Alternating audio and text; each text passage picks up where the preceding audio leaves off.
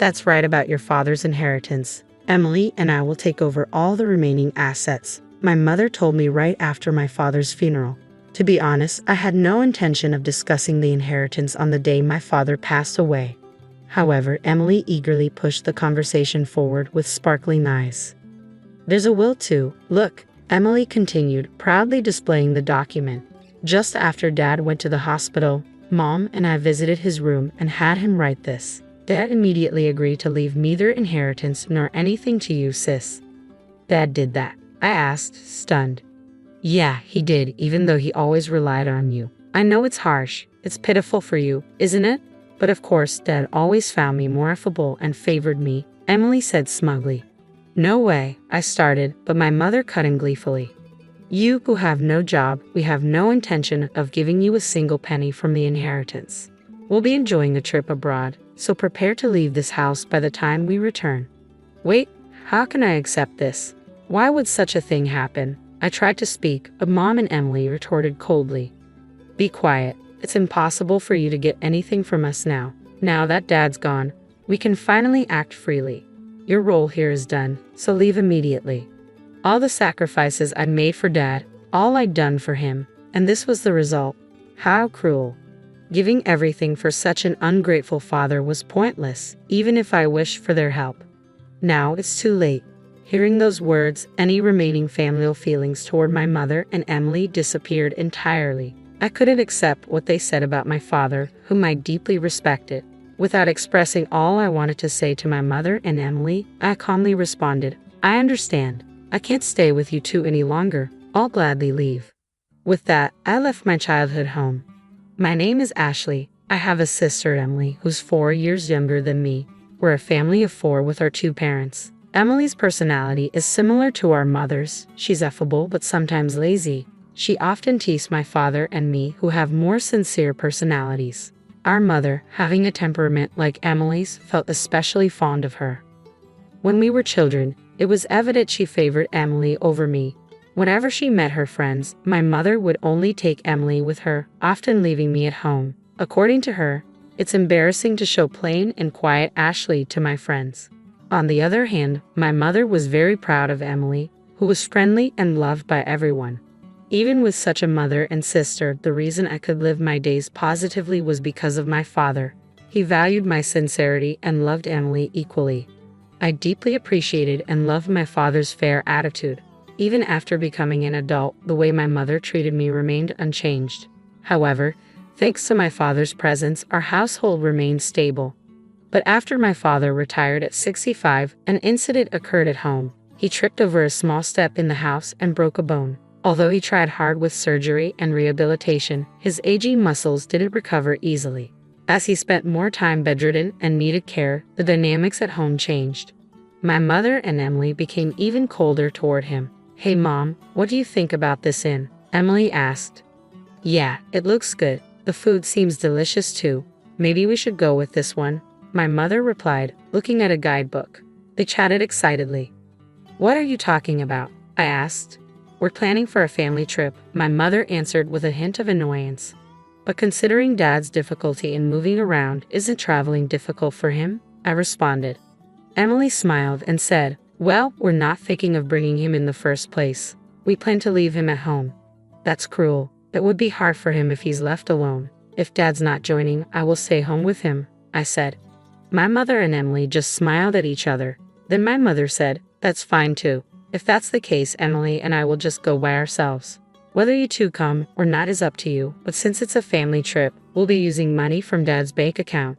A quick glance at the guidebook revealed they had chosen a room meant for just 2 people. It was clear they had never intended to bring either my father or me along. After that, my mother and Emily frequently went out by themselves, staying at high-quality inns and dining at reputed restaurants. It was as if neither my father nor I existed in the house. I kept an eye on their actions from a distance, trying to finish my work as quickly as possible to take care of my father. When I couldn't handle everything alone, I sought help from care services for tasks like bathing assistance or accompanying my father on short walks around the neighborhood. On days when I had to work overtime, I asked my mother and Emily to look after my father, but they avoided the responsibility. Ashley, I came to help with the bath. But is there no one at home today? Upon receiving this notification from the care service staff, I quickly called my mother and Emily. Despite having informed them of the staff's visit in advance, they had left my father alone and gone out. When they finally returned home, I confronted them, but there was no apology. The staff are professionals, right? It's okay even if we aren't there. Dad is an adult. He'll be fine being left alone. We don't want our time taken up caring for him like you do, they said, genuinely believing they were doing nothing wrong. I realized I couldn't rely on them and decided that taking care of my father was my responsibility. I juggled work and caregiving. The daily grind was far from easy, especially since neither my mother nor Emily showed any concern or understanding. My father's condition worsened as the days went by. He spent more time seated than walking and ate much less. As the 9th year of caring for my father approached, I became increasingly concerned about how frail he looked when I took him to the hospital. I was hit with a shocking diagnosis. Your father has advanced cancer. It can't be, I thought, realizing that we might not have much time left with him. Determined to support him in his final days, I quit my job to care for him full-time. I knew I had to tell my mother and Emily. The reactions were unexpected. When I informed them about his condition, my mother commented, "Really? He never drank or smoked. It's unfortunate that such a sincere person ended up with cancer." Emily, with a stunned expression, said, "I can't believe you'd give up your job to take care of Dad. I'd never make that choice." I thought they would be concerned about him, but they showed no signs of it at all. I was honestly surprised by their indifference, as if it was someone else's business. In the end, the two of them only visited him at the hospital for a short time and never really came to pay a proper visit. I supported him daily during his chemotherapy treatments. Despite our best efforts, we couldn't stop the cancer's progression, and half a year later, he passed away. The days after the diagnosis went by in a blur. Upon hearing of his death, my mother and Emily started a private discussion and left me to arrange the funeral on my own. They disappeared somewhere, leaving me with no time to mourn my father, as I had to handle the funeral arrangements alone. As the funeral began, my mother appeared and began to deliver the chief mourner's speech. Despite having done nothing, she put on a face for the public. I was irritated by her behavior, but the funeral proceeded smoothly. Worn out as I headed home, I was invited to the living room by my mother and Emily, who had already returned, saying they had something to discuss. Without any consideration for my exhaustion, my mother abruptly declared, "Regarding your father's inheritance, Emily and I will inherit this house and all other assets." Frankly, I wasn't in the mood to discuss inheritance on the very day my father passed away. However, Emily eagerly chimed in, "We even have a proper will. Look," she proudly presented a document and began to explain. "Right after Dad was admitted to the hospital, Mom and I visited him and had him sign this. It states that you won't inherit anything." Dad agreed to it immediately. "Dad did?" I asked in disbelief. With a smirk, Emily said, "After all the help you provided, it's so cold, right? Maybe Dad in the end preferred me over his too serious elder daughter."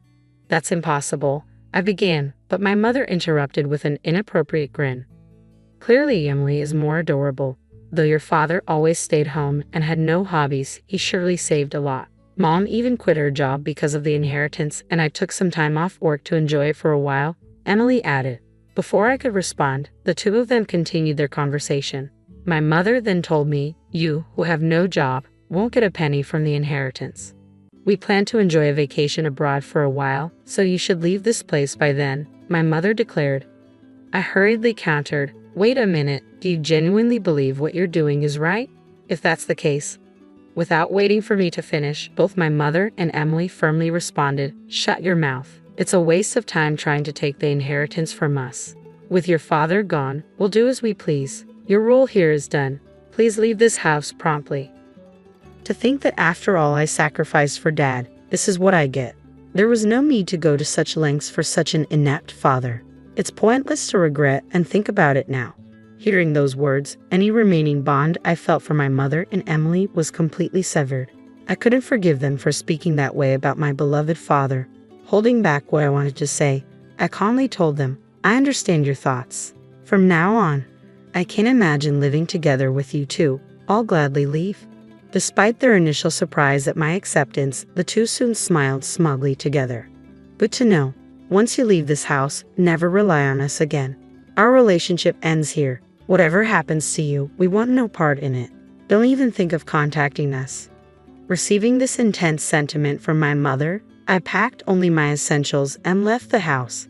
A few days after the inheritance discussion, something unexpected happened. I received a call from my mother.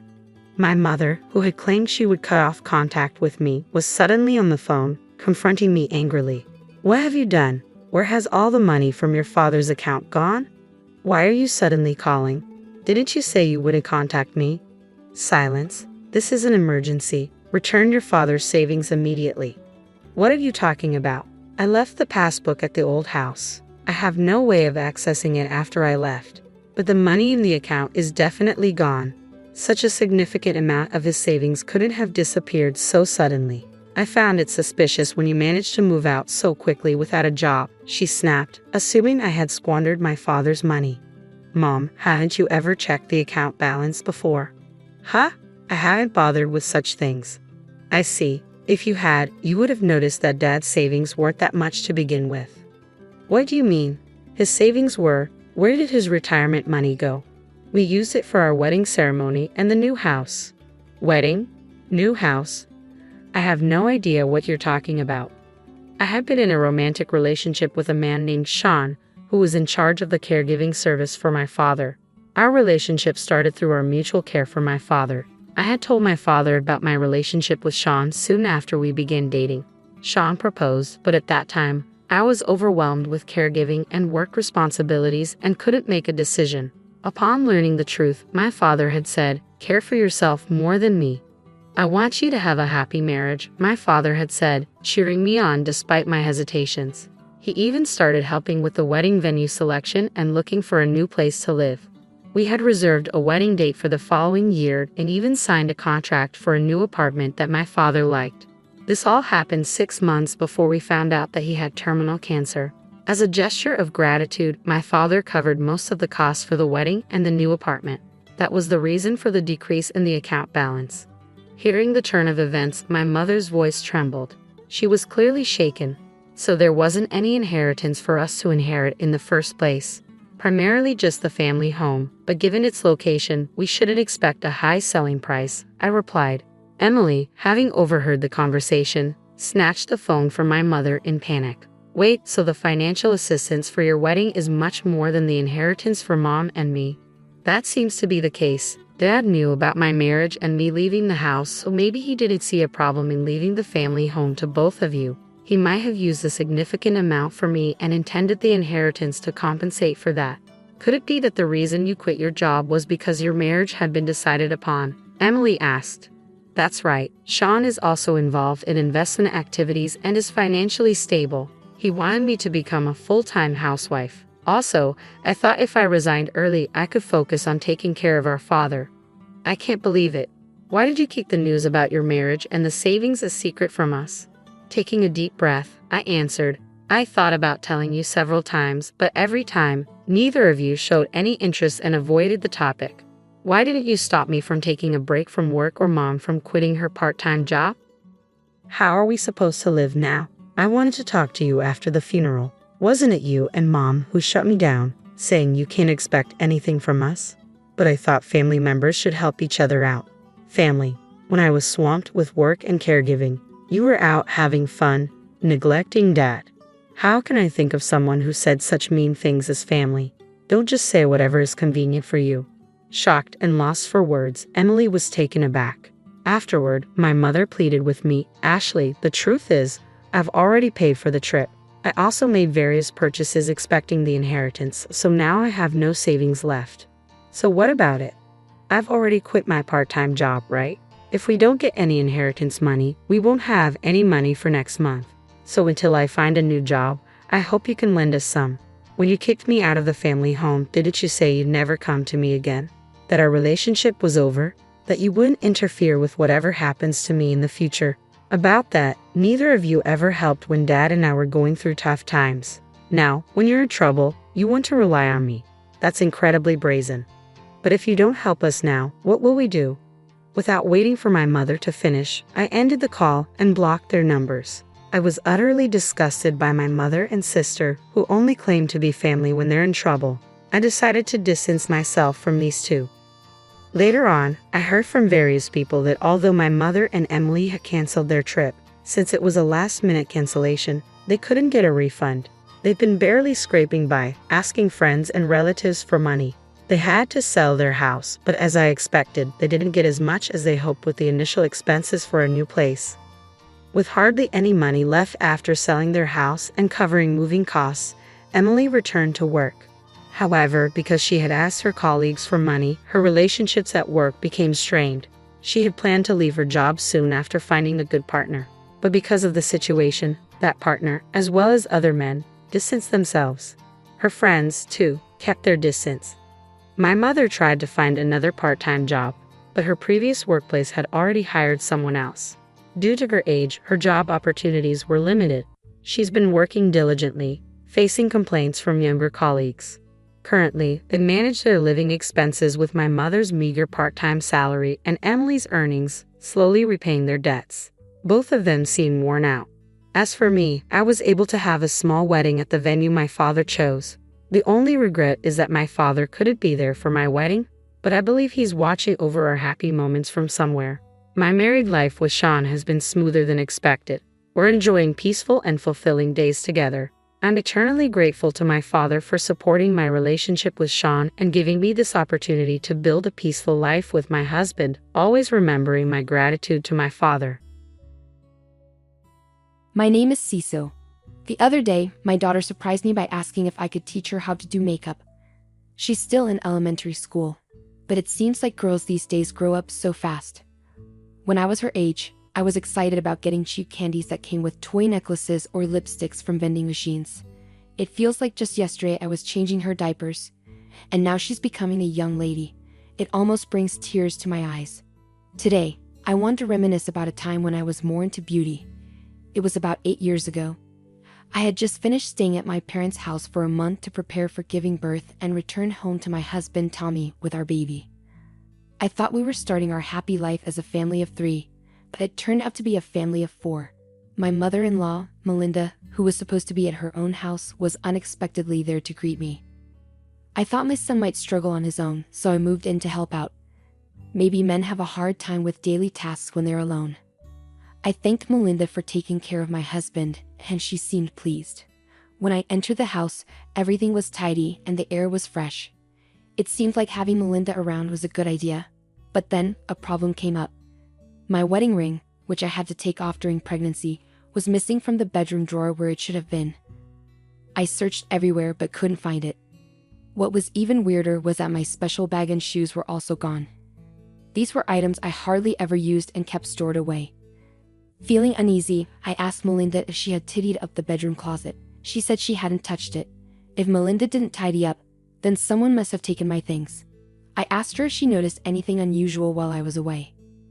I asked both my husband and Melinda if they knew anything about the missing items, but they avoided making eye contact and denied that anything was wrong. They insisted that everything was normal. I tried to explain to them that my wedding ring, brand name bag, and shoes were missing, and it seemed like my bedroom had been burglarized. Melinda seemed surprised and asked if I was sure I had searched everywhere. In a panic, I nodded at her while calling the police on my mobile phone. When Melinda questioned why I was calling the police, I froze, caught off guard by her reaction. The police on the phone asked for details, and I struggled to provide them while feeling Melinda's disapproving gaze. In less than 10 minutes, 2 police officers arrived at our home. Despite Melinda's insistence that it was all a misunderstanding, the officers wanted to see the room where the theft occurred. It was unsettling to realize that both Melinda and I were supposed to be victims in this situation. The idea of strangers entering our home made me feel faint, while Melinda was red-faced with anger, insisting that we didn't need the police. Even my husband tried to calm me down, saying it was just a couple of rings and everything would be fine. Just a ring or 2? I snapped back. Those are our cherished rings that we bought together. They're irreplaceable. The police officer watched me closely and then asked me to show him the room where the incident occurred. He suggested that my husband and mother-in-law stay in the living room while we talked. As we walked to the bedroom, Melinda continued to protest angrily, saying it wasn't right to snoop around someone's home. But I couldn't help but think that if the house was in my husband's name, it was also my home. The older officer seemed puzzled by their behavior and asked if I had been living with my mother-in-law all this time. I explained that I had returned from my parents' home just today and discovered that Melinda had been living here while I was away. When asked if my husband had discussed letting his mother stay, I said I never agreed to it. Before I left for my parents' house, the missing items were indeed here. I didn't have proof for the ring and bag, but I did have a photo of the shoes. I was considering selling them secondhand. See, the save date on the data is exactly a month ago, right? The police officer said, narrowing his eyes as if he was starting to piece something together. Let's take a look at the room, he suggested. I led the officer to the bedroom and explained again where the missing items had been stored while he collected fingerprints. As he was doing so, he noticed a handkerchief on the shelf that was unfamiliar to me. What's that? He asked, pointing to it. I examined it closely and realized it wasn't mine or my husband's. I explained that the shelf was where we kept our favorite photos and paintings, and my husband knew I always kept it tidy. I had never seen that handkerchief there before. Feeling uneasy, I apologized for not noticing it earlier. It seemed strange that valuable items had gone missing while unfamiliar ones were appearing. The officer asked for permission to investigate further, and I agreed. To my surprise, he found a small camera hidden inside the handkerchief. For what? Espionage? I wondered aloud. The officer remained calm amidst my confusion and checked other drawers, different from where the missing items were stored. Eventually, he found a cable in a drawer near my husband's side of the bed. The cable fit the small camera he had found earlier, the officer remarked with a wry smile. The mother's behavior is a bit suspicious, but the husband seems fishy too. I struggled to understand the situation and asked, "What do you mean? Your husband may have installed this camera." The officer explained that they found a cable for playback and wanted to check the video. "Can I use that computer?" he asked, pointing to my husband's laptop. Confused but hopeful to uncover the truth, I agreed. The officer connected the camera to the laptop effortlessly, and the laptop recognized it, opening up the menu. He selected a command and chose a random file from a folder. To our shock, the video displayed our bedroom. I went with the officer to the living room where my husband and Melinda were waiting. Melinda immediately complained, but we had to undergo questioning, feeling like criminals. My husband was also in a foul mood, dismissing it as a fuss over nothing. "Enough. Whose fault is this?" I exclaimed in anger, slamming my hand on the living room table. "I'm still recovering from giving birth, and they made me run around in panic like this. How dare you act so brazenly after what you've done? I know everything now. Look at this," I said, taking the laptop from the officer and playing the video we had just seen. My husband and Melinda gasped as they watched themselves on screen, rummaging through the bedroom shelves, taking my ring and bag, and leaving. In the video, my husband was telling Melinda about selling the stolen items. "We can both have some fun," Melinda laughed, surprising me with her carefree attitude. "Who would have thought she had such sellable items?" she remarked. "It's hard to prosecute family living together for theft," she added, seemingly unfazed. "Mom, you're amazing, so knowledgeable, so shameless," my daughter chimed in. Despite their misdeeds being pointed out, they showed no signs of guilt. Instead, the conversation suggested they were proud of their cunning. I couldn't believe that the culprits were inside the house all along. My agitation and anger grew, while my husband looked scared. Melinda still denied any wrongdoing, despite being clearly seen in the video.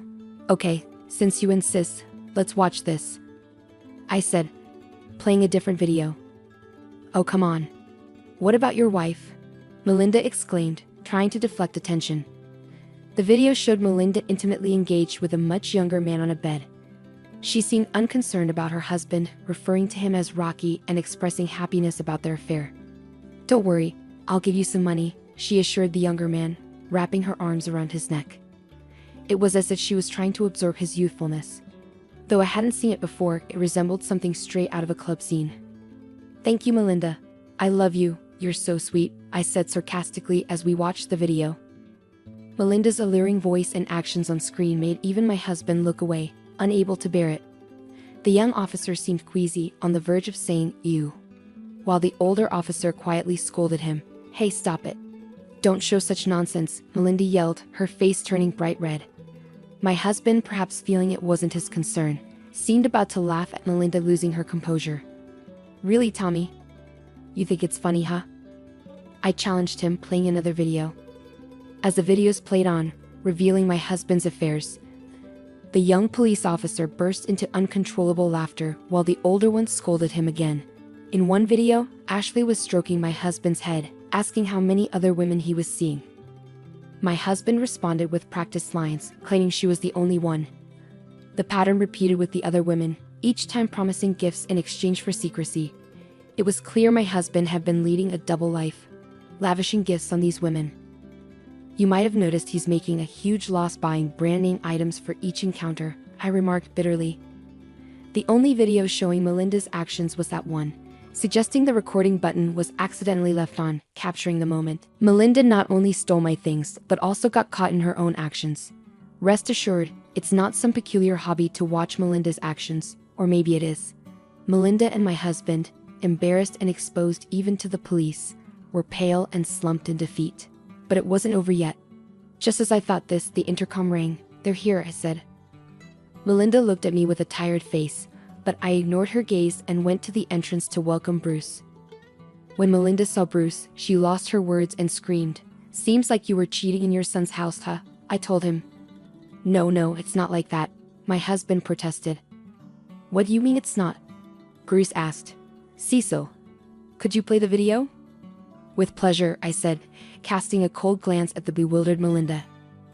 Bruce burst into loud laughter as he watched her flirtatious video. "An old woman like this seducing a young man for money, aren't you ashamed?" he joked. Melinda blushed furiously, her previously defiant attitude gone. "That was funny. Let's see my son's too.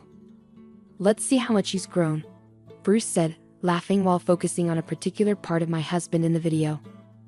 After watching all the infidelity videos, Bruce commented with a straight face, "Both mother and son letting young people take their money. Beyond disappointing, it's pitiful." Needless to say, Melinda and my husband would have preferred being laughed at.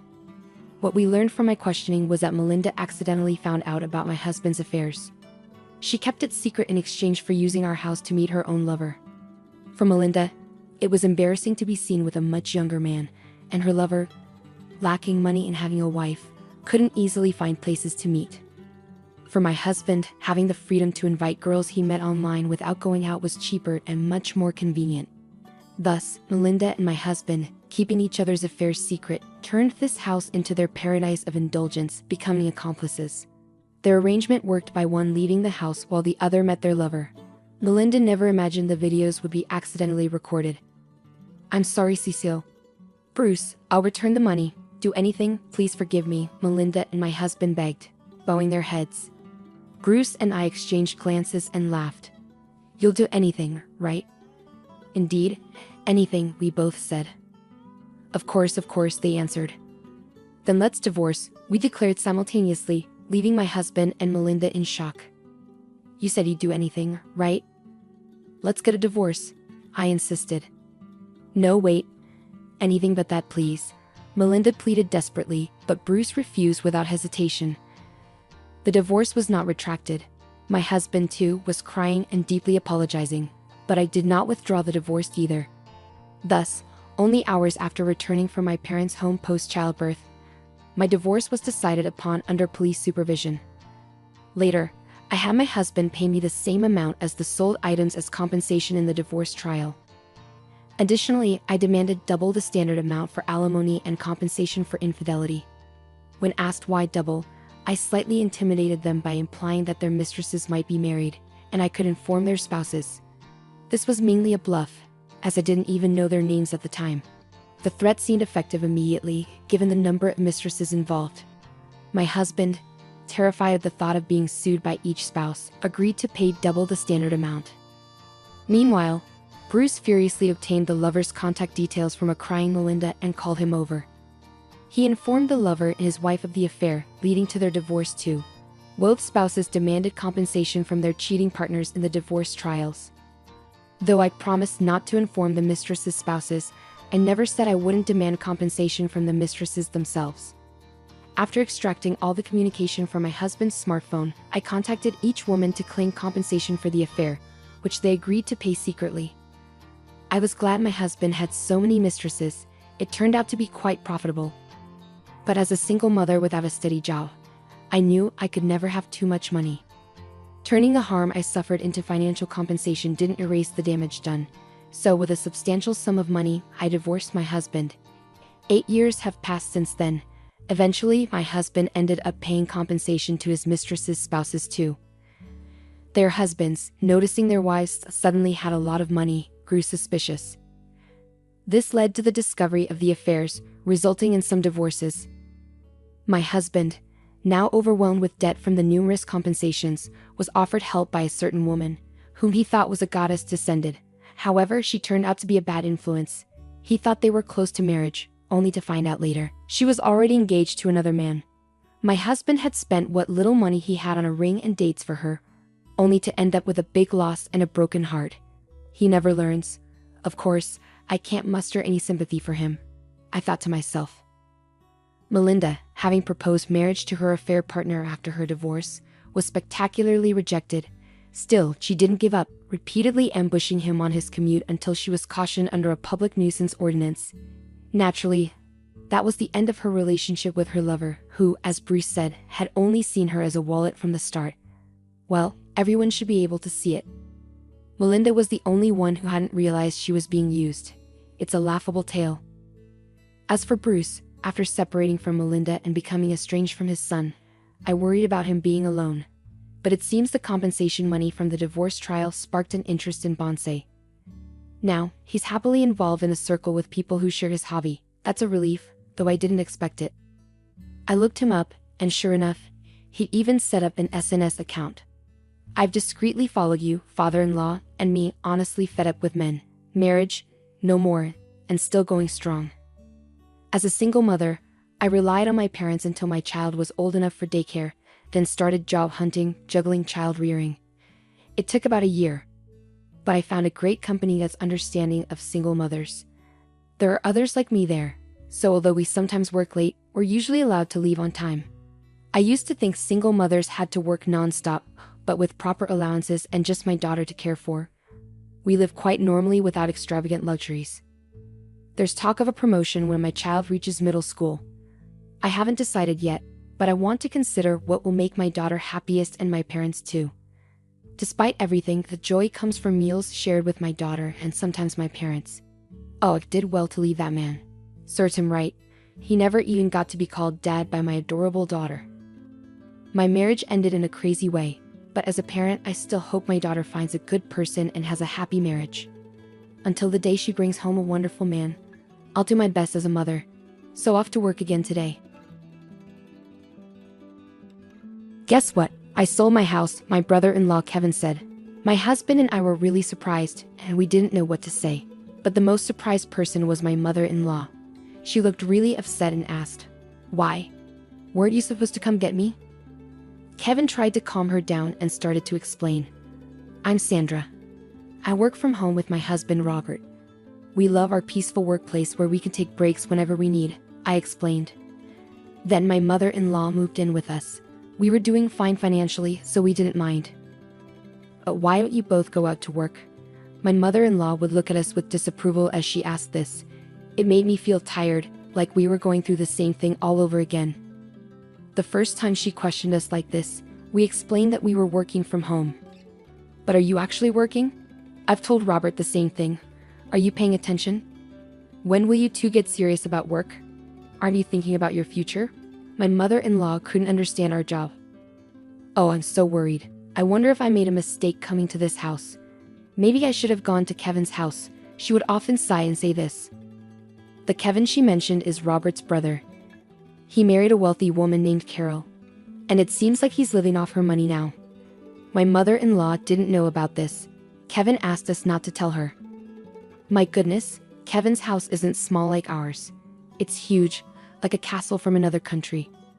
Well, I'm thinking of moving to Kevin's house eventually, which will be my new home. My mother-in-law would often say, hoping Kevin would come to take her there. But we knew deep down that Kevin and his wife would never come to get her. You see, Robert once suggested to his brother that their mother could live with him. But Kevin didn't want to live with her. So we ended up living together even though we were criticized for working remotely and called unemployed. We just accepted that's how she is. But then something happened that made it impossible for us to keep putting up with it. Out of nowhere, we got a call from Kevin. He's coming over this weekend, he said abruptly, then hung up before we could say anything. What do we do now? That guy hasn't changed at all. Robert and I were puzzled. And hearing our talk, my mother-in-law leaned in, looking excited. He's coming to take me. Please help me get ready to move, she said, pulling Robert towards her room. Mom, Kevin isn't coming to take you. He probably called for some other reason, Robert said, worried. But he didn't mention anything about picking you up when he called, did he? I added. I'm so tired of this house. You probably want to turn me into a housekeeper, but that's not happening, my mother-in-law replied with a scoff. We couldn't understand why she was thinking like that. Since she came to stay with us, she pretty much did whatever she pleased, didn't help with any chores, and relied on the money we gave her. Well, we weren't going to force her to stay, so we packed her bags as she asked and waited for Kevin to arrive. During the weekend, my brother-in-law and his wife showed up at our place. As soon as they walked in, they had these suspiciously friendly expressions on their faces. I had a bad feeling about it. Just then, my mother-in-law came out, looking excited. You're finally here. Let me tell you, Sandra is not good at doing housework at all. So I have to do them, and Robert completely ignores me. Isn't that terrible? She said, acting like she was the victim. Then brushed past Robert and welcomed her brother into our home. You guys don't mistreat Mom. There's no way we're doing that. We're giving her an allowance, and she's eating whatever she likes. Plus, Sandra is handling the house chores, Robert said, looking conflicted, but his brother seemed suspicious. Robert has always been a bit clueless, probably treating Mom badly without even realizing. And it seems Sandra isn't the considerate type. That's right. Kevin really understands me, she said. Hearing this conversation, Robert and I couldn't help but frown. Despite this, we decided to entertain our guests and led the couple to the living room. We all sat around the living room table, with Robert and me on one side and the couple on the other. Now, why are you just sitting there? Serve the tea, my mother-in-law demanded. Huh? I thought you were going to make the tea, mother-in-law. What's this about making an old woman work? See, Kevin, Sandra is like this, she said, even pretending to cry. I was so stunned by her behavior that I couldn't even respond. Once I served the tea, the mood became serious. The truth is, we sold our house. Robert and I were surprised and shocked by Kevin's words, but the one who was most shocked was my mother-in-law. Why? Why would you do something like that? Didn't you come to pick me up? She asked, flustered, confronting Kevin. He tried to calm her down, saying, take it easy, and then began to explain. We've been in debt, and even though we could pay it off by selling the house, we're broke and have nowhere to live, so we came here to see if we could stay. What debt? I tried to start a business, but it didn't work out. These things happen, you know, Kevin said with a laugh. Robert and I sighed in frustration. We only need to stay until we find a new house. Please, we have no one else to turn to, the couple pleaded, bowing their heads together. I think our expressions must have been mixed, but if they had nowhere else to go, we felt obliged to help. We agreed to let them stay temporarily in our house. However, we made it clear that they had to find their own place within a month. Okay, Kevin said, still laughing, and went to prepare for their move. After they left, my mother-in-law sat quietly, looking lost in thought. Robert and I assumed she was still processing everything. The next day, the couple's belongings arrived promptly.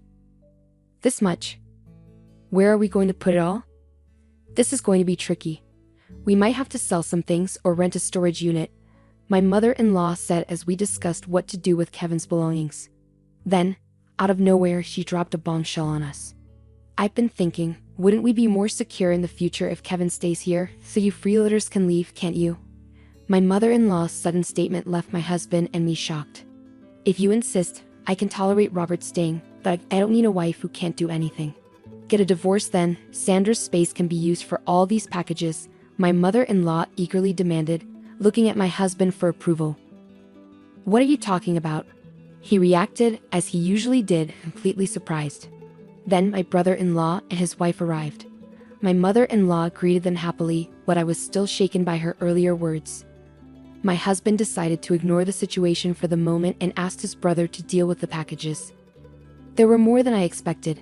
Try to reduce the number, rent a storage unit, or sell some if necessary, my husband said. His brother glared at him and said, What are you talking about? These packages are important. How could I sell them? And what if they get stolen from a locker? What if they get damaged? Are you going to take responsibility, bro? My husband shook his head at his brother's selfish behavior. This is our house, you know. It's only fair that you endure some inconvenience, right? If you don't like it, find a place to live quickly and leave. But then my mother-in-law shouted, "What are you talking about? Didn't I just say if you two are not happy with Kevin and the rest, you can leave? You're basically freeloaders. You're not needed in this house. Kevin is trying to start a business and all you two do is loaf around the house, doing so-called remote work. You're a nuisance." It was like my mother-in-law was acting as if it were her own house. My husband and I exchanged looks in disbelief. My brother-in-law and his wife were surprised at my mother-in-law's words, but then they started to smirk. "That might not be a bad idea, Mom. It sounds good. It's a hassle to find a new place, so we could stay here. So why don't you sell this house to us, Carol?"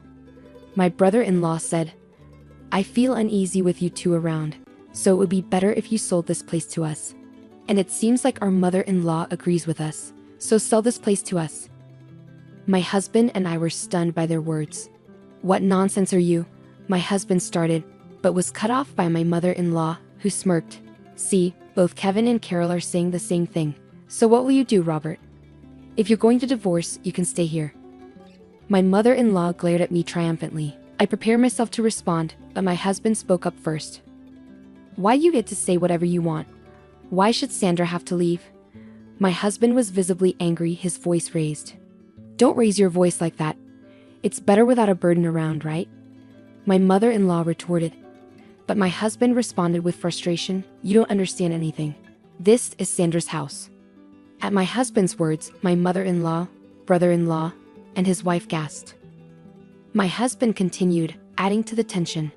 "This is the house that Sandra bought for our life together." What are you saying?" "There's no rule saying only the husband can buy the house.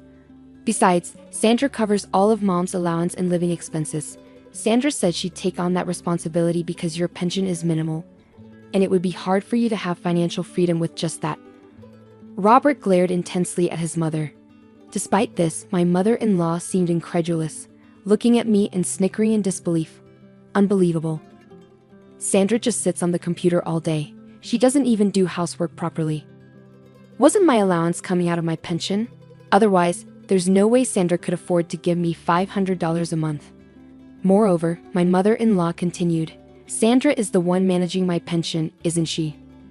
You might have told Robert otherwise, but I'm sure you're dipping into my pension."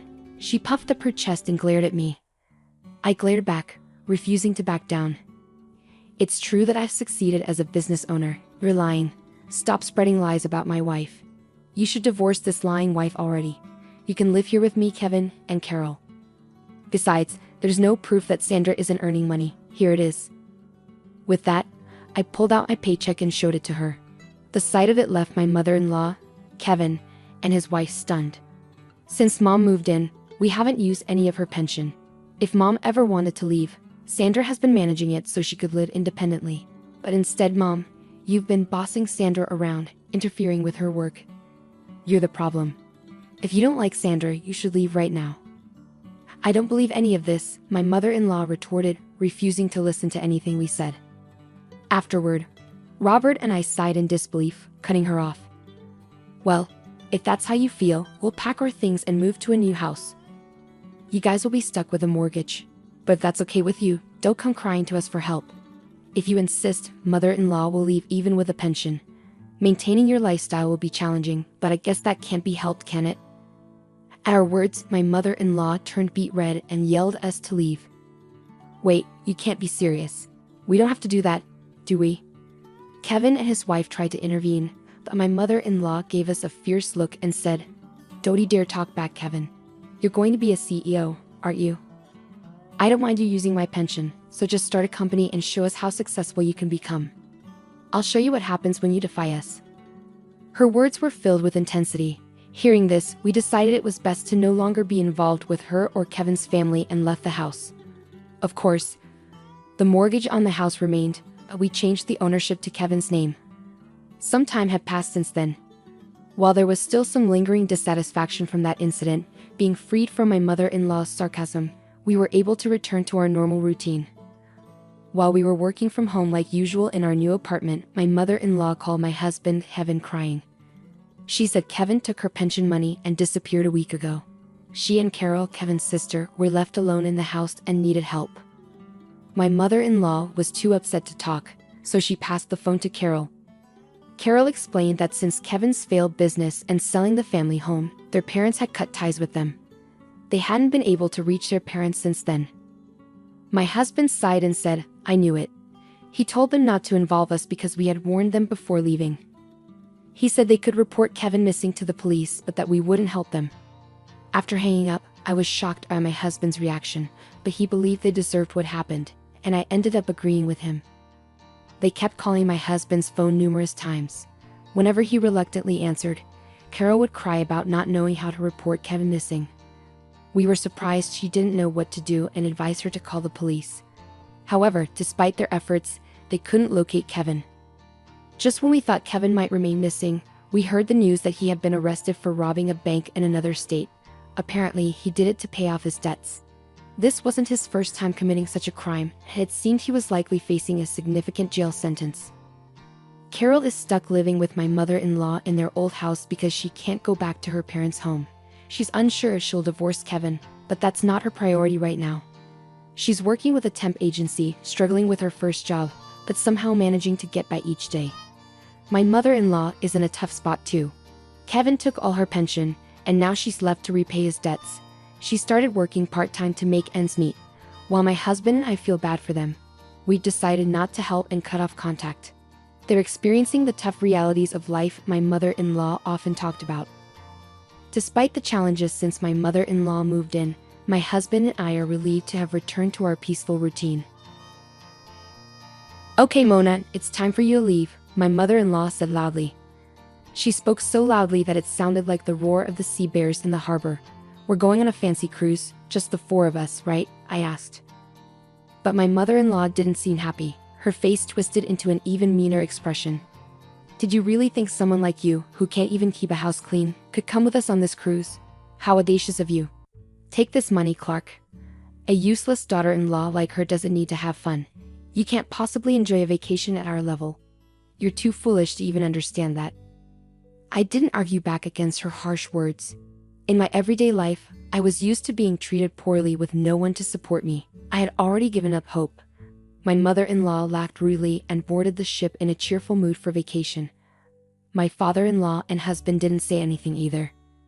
I looked at the three of them quietly, and as the ship sailed away, I waved and shouted, "Goodbye. Best of luck to you." My mother-in-law started yelling back at me, but I ignored her. "You're about to go on a trip I've planned for you," she said. "Well, it's the best trip for me, at least. Enjoy the surprise revenge I have in store for you. You'll find out the details when you get there." My name is Mona, and I'm a 38-year-old homemaker. I work as a clerk at a medium-sized company. I've been married to Andrew for 7 years. Andrew and I were friends from our college days. We lost touch after graduating, but we started meeting up again by chance. Eventually, we fell in love and started dating about a year later. Shortly after Andrew and I started dating, he shared a secret with me. He told me he was unable to have children because of a condition called infertility. He looked sad when he told me, saying, "If we're together, we won't be able to have kids." But I wasn't upset by it. I never really had a strong desire to have children myself, and I believed we could still find happiness together even without them. So for the past 7 years of our marriage without any children, we've been living peacefully as a couple. However, our relationship with my parents-in-law has always been difficult. Our house is right across from theirs, and since Andrew works for their company, we see them often. I don't mind that part. The issue is that both of my parents-in-law treat me coldly. My mother-in-law has always favored Andrew, so she doesn't seem to like me much and treats me like a bother. She often tries to pass household chores onto me, which is a common occurrence. She'll say things like, "Mona, I'm busy with work, so could you do the laundry and cleaning?" Or, "Oh, you don't have to cook. I can't eat the food you make anyway." When I explain that I also work full-time and it's hard for me to do everything, she gets angry. She'll say things like, "How dare you talk back to your mother-in-law? You're not fit to be my son's wife. Pack your bags and leave now." On top of that, my father-in-law is also set in his old-fashioned ways. He often says things like, "Mona, when are you going to stop working? "You're getting older, so you should have a child soon." Or he'll criticize my education, saying, "What kind of schooling did you even get?" In any case, times have changed. You can have a happy home without children. But that's not the real issue. If I hear more of that talk, I'll call your company tomorrow and demand you quit your job to have a child. Dealing with my in-laws is tough because they're so set in their traditional views. I try to respond politely, but they often respond with even more criticism, so sometimes I just ignore them. Andrew acts like he's unaware of their behavior. He's gentle and avoids conflict, but that's not always helpful. He worries about upsetting his parents, so he sometimes ignores their behavior or even agrees with them to keep the peace. I hate to admit it, but a big reason we haven't had children is because of Andrew's infertility. He asked me not to tell his parents, so I kept it to myself. But it hurts that he doesn't stand up for me when they criticize me. Despite all this, I still love Andrew. He's a good husband who even cooks dinner for me. When I come home late from work, it means we can go out and enjoy ourselves on weekends. Both of us love traveling and have explored many places during our 7 years of marriage. One day, my husband handed me a brochure. "Mona, wouldn't it be amazing to go on a luxury cruise ship? I've never been on one before, only on a ferry. That sounds like so much fun, but we don't have that kind of money right now." "Well, let's plan for 2 years from now. We'll save up and work together until then." "That sounds like a good idea. We should be able to save enough money in 2 years. Okay, let's do it." So we started focusing on saving money. We avoided unnecessary purchases and did our best to save every penny. Then, 6 months before the trip, my mother-in-law unexpectedly showed up at our house as usual. "Hey, I heard we're going on a luxury cruise. Have you booked it yet? If you don't hurry, you might miss out on reservations." I was surprised by her sudden question and asked her how she knew about our trip. Andrew, sitting across from me, sheepishly admitted, "Oh, I mentioned it to Mom. We'll be away for more than 10 days, so it seemed natural." I get that. But if they find out before we book, they might want to come with us. I wanted to keep it a secret from them. But my mother-in-law kept talking. "Work might be busy, but it's important to have fun sometimes, right?" I couldn't believe it when my mother-in-law grinned and said, "Of course we're going. My husband will come too." It was shocking. I had wanted to go on this trip with just my husband, not with my in-laws. I looked at Andrew, hoping he would object. I couldn't remember the last time we had a trip together as a family, but Andrew remained silent, and I felt helpless. After that, my in-laws kept visiting and talking about the trip. I thought of asking Andrew, who had suggested the idea, to make the reservations, but he always dodged the conversation, claiming to be busy with work. About a month before the trip, something happened. Andrew went out for a business dinner and didn't return until after midnight. Worried, I grabbed the car keys to go pick him up. Just then, the front door slammed open, and Andrew came in. "I'm tired. I'm going to bed," he said, taking off his jacket and heading straight to the bathroom. I stayed up late, feeling anxious, but he acted like nothing was wrong. Feeling lonely, I picked up his jacket. Something fell out of the pocket. I quickly grabbed it. It was a small gift box with a message card tucked under the ribbon. Without thinking, I read the card, and what I saw shocked me to my core. "Thank you always, Andrew. I love you." My heart sank. As questions swirled in my mind, I couldn't shake off the uncertainty. Who had Andrew been meeting with last night? And who had given him this gift? What did that message really mean? Unable to sleep, I spent the night tossing and turning in the living room. The next morning, Andrew woke up nonchalantly with a big yawn. I confronted him with the gift box and message card. "What's this? Where were you yesterday? It wasn't just a business meeting, was it?" Andrew's eyes widened in surprise. "No, it wasn't like that. It's just that, thanks for helping her with work." "I see. It's quite a passionate thank you saying, 'I love you,'" I remarked. Andrew began stammering and repeating himself, trying to explain. "No, it's not like that. It's just..." Feeling frustrated with the situation, I decided to leave and go to work.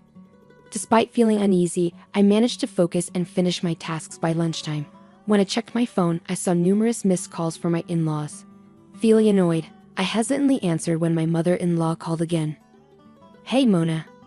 I heard you suspect Andrew of cheating on you. Our child would never do such a thing, you know. Even if he did, That's just a man's instinct. Excuse me, my mother-in-law said forcefully before my father-in-law took the phone. That's right. If anything, it's your fault for doing something to make him cheat on you in the first place. Andrew only cheats because you don't have children and are always working. When you get home, make sure you apologize to my son. Got it? My father-in-law said, spewing accusations before abruptly hanging up the phone. I'd had enough. My in-laws were painting me as the villain, and my husband, who didn't defend me, even sided with them. After enduring it all for so long, I finally decided to put my plan into action. Then came the day of our departure for the luxurious cruise.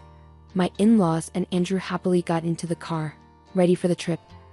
I would drive separately to the port and join them there. Inside, I felt a thrill of excitement. It's going to be a fantastic trip, I said, holding back a laugh as I drove towards the port. But when we arrived, I was surprised to find the port quiet and deserted. I unloaded everyone's luggage and made my way towards the pier, breathing in the scent of the sea. Andrew seemed carefree and playful. Then, just as I was about to board, my mother-in-law approached me with a big smile on her face. Thanks for booking the trip, Mona. We'll see you in 2 weeks. Don't forget to pick us up. Confused, I asked, what do you mean? Aren't we all going on this trip together? My mother-in-law sneered and made a nasty face.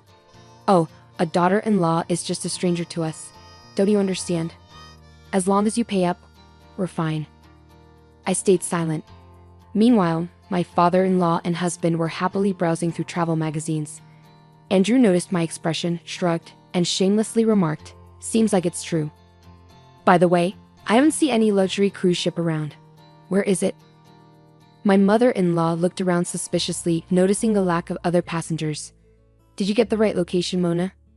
Don't worry, just enjoy yourselves from here, I said as I watched them board the boat. Is this really the right ship? My father-in-law muttered, eyeing the small boat in front of him. It's just a smaller boat to transfer you to the luxury cruise ship. It's a safety precaution, I reassured them. Don't worry, get on board quickly. I urged them onto the small boat with their luggage.